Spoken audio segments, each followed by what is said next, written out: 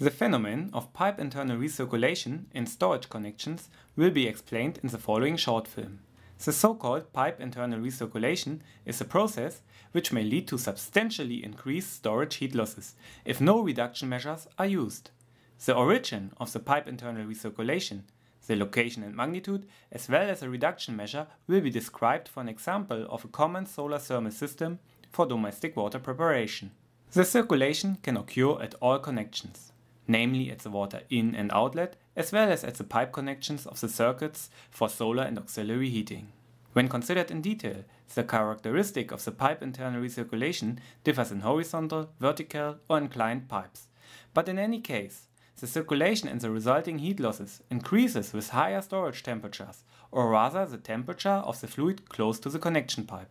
Thus, the use of reduction measures is essential at least in sections of the storage which are supposed to be permanently hot, in simple terms, the upper half of the heat storage. Now, let's have a closer look at a pipe which is horizontally connected to the storage. If a desired flow of hot water via a connected pipe is stopped, the pipe cools down much faster than the storage it is connected to. A driving force caused by the density difference between hot and cold water leads to a beginning flow. Thereby, the cold water of the pipe falls down into the storage tank. While preserving the mass balance, hot water flows out of the storage tank into the pipe. This pipe internal recirculation may expand inside the pipe and spread over large distances. Thus, heat from the tank is dissipated in the pipe, leading to an additional cooling of the storage tank. As to be seen in the graph, the temperature of the storage has major influence on the spread of the pipe internal recirculation.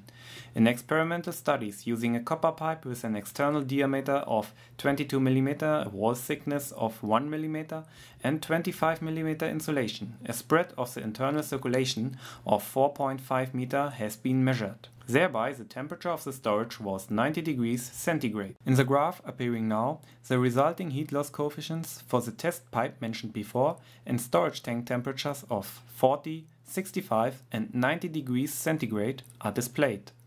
These heat losses are avoidable by very simple countermeasures like heat traps or comparable Z profiles. The function of the Z profile is a very simple one. It just ensures that the pipe is located below the storage connection. Thus, the water which cools down in the pipe cannot flow back to the storage.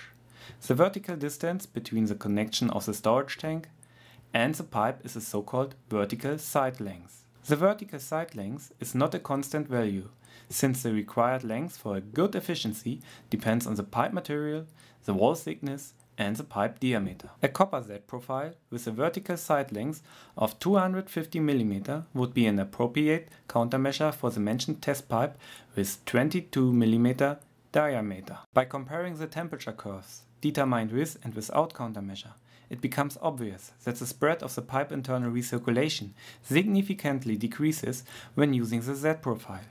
The decreased spread leads to remarkable lower heat loss coefficients, as it can be seen by comparing the values determined with and without Z profile. Please have a closer look at the conference paper for more detailed information regarding pipe internal recirculation.